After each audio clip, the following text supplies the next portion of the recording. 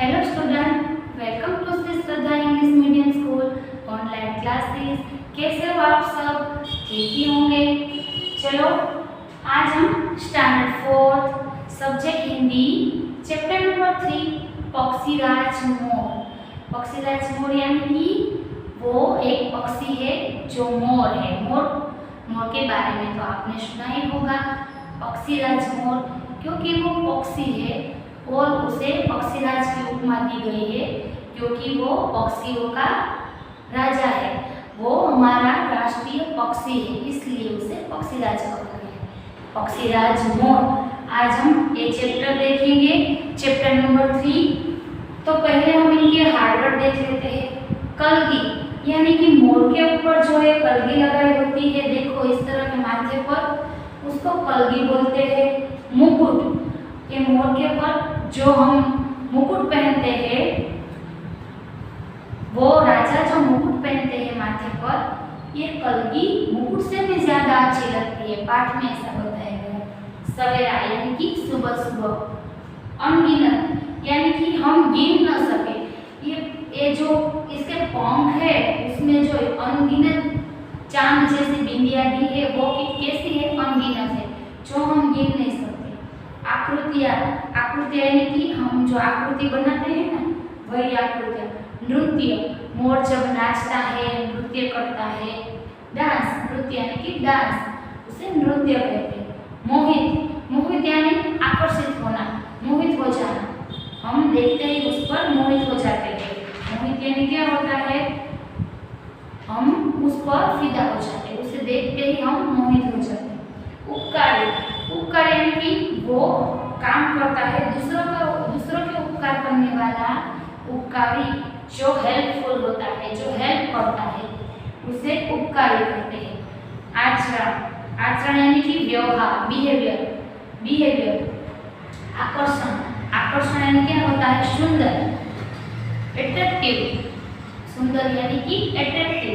सम्मानित यानी सम्मान देना, आदर देना, उसको मान देना। तो इस तरह से हमारा हार्डवर्ड है, जो आपको पहले सीधे बुक में 2 टाइम्स लिखना है, वीडियो को अच्छे से देखना है, समझना है, पाठ को पढ़ना है, फिर उनके हार्डवर्ड 2 टाइम्स लिखने हैं। हार्डवर्ड भी अच्छे से समझने हैं, मैंने समझाया, वो वीडियो में से देखकर आपको समझने हैं। बाद में आपको उसके क्वेश्चन आंसर लिखने हैं। तो चलो बच्चों, हम पाठ की शुरुआत करते हैं। देखो पेज नंबर 20, चैप्टर नंबर 3 यानी कि पाठ 3 है पक्षीराज मोर। ऊपर क्या लिखा है? पाठ में मोर की विशेषताओं और गुणों का वर्णन किया गया है। अपनी सुंदरता के कारण यह भारत का राष्ट्रीय पक्षी बन गया है। अपनी सुंदरता के कारण वो भारत का राष्ट्रीय पक्षी बन गया है। देखो नीचे कुछ पक्षियों के चित्र दिए गए हैं। वे किस देश के राष्ट्रीय पक्षी है? पक्षी और देश का नाम चित्र के सामने लिखिए। तो हमें एक पक्षी का नाम और वो कहाँ का है वो लिखा है। एमू है ये और ऑस्ट्रेलिया का है। ये दूसरा कीवी जो न्यूजीलैंड का है। ये चिड़िया है इटाली की। हंस है डेनमार्क का। बाज है अमेरिका का। छोटा राजन है बहामास का। तो इस तरह से मैं आपको फोटो भेजूंगी, आपको ये नाम लिख लेने हैं। अब हम पाठ देखेंगे, पेज नंबर 21। अब अच्छे से पाठ को समझना, अपनी बुक लेकर बैठना, सुनिए सब बच्चों ध्यान से। पक्षीराज मोर अधिकतर बच्चों का मनपसंद पक्षी मोर है। सभी पक्षियों में इसकी शान ही निराली होती है। बच्चों में क्या होता है? अधिकतर बच्चों में मोर सबको ज्यादा पसंद होते हैं। क्यों? क्योंकि वो बहुत सुंदर होता है, वो पंख फैलाता है, वो पंख फैलाकर नाचता है, उसके पंख बहुत सुंदर होते हैं, इसलिए बच्चों को बहुत सुंदर लगता है। बारिश के मौसम में जब बच्चे बारिश में नहा रहे होते हैं, तब साथ में मोर भी नाच रहा होता है और नहाता है। मोर के सिर पर लगी कलगी किसी राजा के मुकुट से कम नहीं लगती, तभी तो मोर पक्षियों का राजा कहलाता है।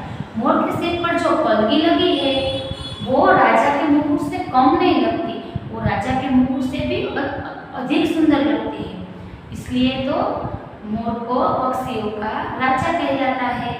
मोर बड़े बड़े पेड़ों पर रहता है। मोर कहाँ रहता है? मोर बड़े बड़े पेड़ों पर रहता है। सवेरा होते ही यह कई कई बोल उठता है और पेड़ से उतरकर वन बागों में घूमने लगता है। इसका शरीर बहुत भारी होता है। सवेरा होते ही सुबह सुबह, सवेरा यानी कि पहली सुबह, सुबह वो सवेरा होते ही कहीं कहीं, मोर कैसे बोलता है? कहीं कहीं, इस तरह से बोलता है। आपको याद रखना है मोर कैसे बोलता है? कहीं कहीं, इस तरह से वो बोल उठता है और वन बागों में घूमने लगता है। वन, और वन होते हैं, बहुत सारे पेड़ होते हैं ना वन में, और बाग बगीचे में वहाँ घूमता रहता है। इसका शरीर बहुत भारी होता है। वो मोर का वजन बहुत होता है, वो भारी होता है। इसके पंख बहुत घने तथा लंबे होते हैं। उन पर अनगिनत चांद जैसे रंग बिरंगी आकृतियां बनी होती हैं। इसके पंख, मोर के जो पंख है देखो इसमें, वो बहुत घने और लंबे, वो ज्यादा घने होते हैं, वो लंबे होते हैं। घने यानी कि बहुत गाढ़ होते हैं, वो लंबे लंबे भी होते हैं और उन पर अनगिनत, जैसे गिना न जा सके, अनकाउंटेबल, अनगिनत वो रंग बिरंगी आकृतियां बनी होती है। कैसी आकृतियां होती है? रंग बिरंगी। संसार में किसी भी पक्षी के पंख मोर के पंखों जितने सुंदर नहीं होते। संसार में कोई भी पक्षी ले लो, लेकिन मोर के पंख जितने सुंदर किसी के पंख नहीं है। अब आगे देखेंगे पार्ट, पेज नंबर 22। आगे बच्चों, टर्न योर पेज। जब आकाश में बादल घिर आते हैं या जब सूर्य डूबने लगता है तब मोर नाचता है। मोर कब नाचता है? आकाश में बादल घिर जाते हैं, यानी कि बारिश आने की संभावना होती है। बादल घिर जाते हैं यानी कि बहुत सारे बादल घिर जाते हैं। बारिश, हम जब बोलते हैं ना कि बारिश आने वाली है, આપણે ગુજરાતીમાં શું કહી, જો તો કેવું અંધારું કર્યું, કેવા વાદળા થઈ ગયા છે, કે વરસાદ આવવાની તૈયારી થતી હોય। सूर्य डूबने लगता है, सूर्य जब डूबने लगता है यानी कि सूर्यास्त होता है तब मोर नाचता है। इसका नृत्य बहुत प्यारा होता है। इसका डांस, नृत्य यानी कि डांस, वो बहुत प्यारा होता है। नाच, नृत्य यानी कि नाच, डांस, वो बहुत सुंदर होता है, बहुत प्यारा होता है। नाचते समय इसके पंख फैलते हैं और उनके सरसर की आवाज आती है। मोर जब नाचता है तब उसके पंख फैल जाते हैं और उसमें सरसर की आवाज आती है। पंख फैलाकर नाचता हुआ मोर अपने आप में अनोखा दिखाई देता है। पंख नाचता हुआ मोर अपने आप सुंदर दिखाई देता है। अपने नृत्य पर मोहित होकर यह अपनी कलगी सीधी ऊंची कर लेता है।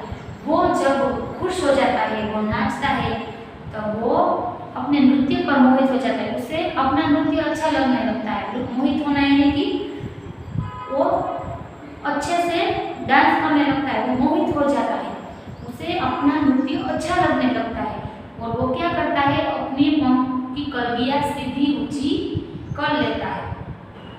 कलगी भी सीधी ऊंची, इस तरह से वो कलगी है वो भी इस तरह करता है। जब मोर नाच रहा हो तब उसके पास नहीं जाना चाहिए।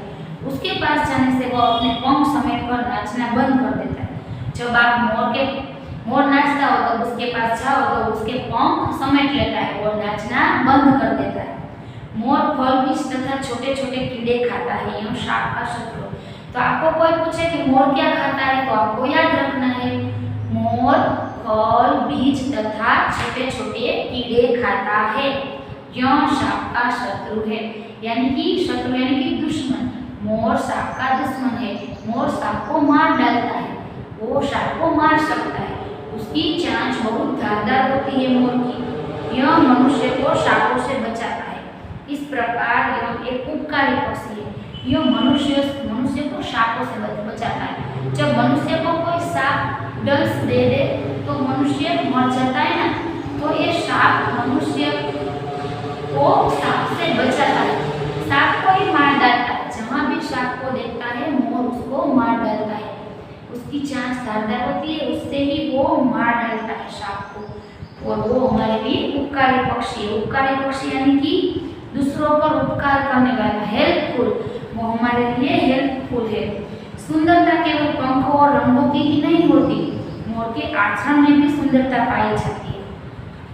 उसकी सुंदरता केवल पंख और रंग में ही नहीं है, वो तो मोर के आचरण में भी सुंदरता है। आचरण यानी कि व्यवहार, मोर का व्यवहार भी बहुत सुंदर है। भारत ने 1963 में इस आकर्षक पक्षी को राष्ट्रीय पक्षी के रूप में सम्मानित किया और उसके शिकार पर रोक लगा दी। भारत ने क्या किया? भारत ने 1963 यानी कि 1963 में इस आकर्षक पक्षी को, आकर्षक यानी कि सुंदर पक्षी को राष्ट्रीय पक्षी के रूप में सम्मानित किया। मोर को हमारा राष्ट्रीय पक्षी बना दिया गया और उसको सम्मान दिया और उसके शिकार पर रोक लगा दी, यानी कि मोर को मारना नहीं चाहिए, उसके शिकार पर रोक लगा दी। जो भी मोर को मारता है वो गुनाह बन जाता है, इसलिए मोर को मारने पर रोक लगा दी गई है। तो इस तरह से मोर को राष्ट्रीय पक्षी के रूप में सम्मानित किया गया है। अब हम इस पाठ में उसके शब्द के अर्थ पढ़ जाते हैं, वो आपको भी याद रखने हैं। कलगी यानी क्या होता है? मोर के सिर पर की चोटी, मुकुट यानी कि ताज, अनगिनत यानी कि जिसे गिना न जा सके, अनकाउंटेबल, नृत्य यानी कि नाच, डांस, मोहित होना यानी कि रीझना, डिलाइटेड, उपकार यानी कि दूसरे का उपकार करने वाला, हेल्पफुल, आचरण यानी कि व्यवहार, बिहेवियर, आकर्षक यानी कि सुंदर, अट्रैक्टिव, सम्मानित यानी कि सम्मान देने वाला, आदर देने वाला, ऑनरेबल। ओके, तो आपको इस शब्द के अर्थ सभी याद रखने हैं, पाठ को 2 बार पढ़ना है, फिर उसके हार्डवर्ड 2 टाइम सीधे बुक में लिखना है। उनके सभी हार्डवर्ड का अर्थ भी आपको पता होना चाहिए, मैंने सब समझा दिया है।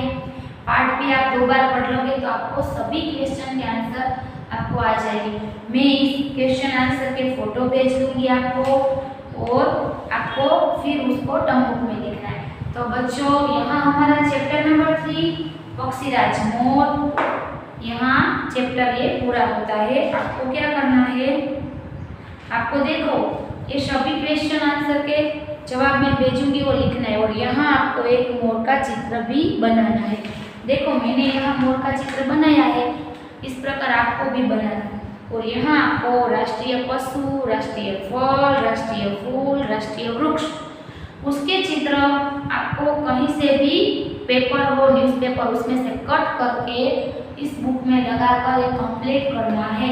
जब मैं चैप्टर आपको होमवर्क में दूंगी तब मैं आपको समझा दूंगी आपको कैसे करना है, क्या चिपकाना है, वो सभी आपको मैं क्वेश्चन आंसर समझा दूंगी। तो यहाँ हमारा चैप्टर नंबर 3 पूरा होता है। तो बच्चों 2 बार पाठ पढ़ लेना, फिर समझना वीडियो देखकर और हार्डवर्ड भी लिखना है 2 टाइम्स, मैं जब बोलूँ तब। तो बच्चों घर पे रहना, सुरक्षित रहना, बाहर जाओ तो मास्क लगा कर जाना, बाहर से आकर हैंड को सैनिटाइज करना या तो हैंड वॉश करना। तो बच्चों हमारी यूट्यूब चैनल है श्रद्धा स्कूल की, उसको सब्सक्राइब करना, शेयर करना, लाइक करना। Thank you, bye bye.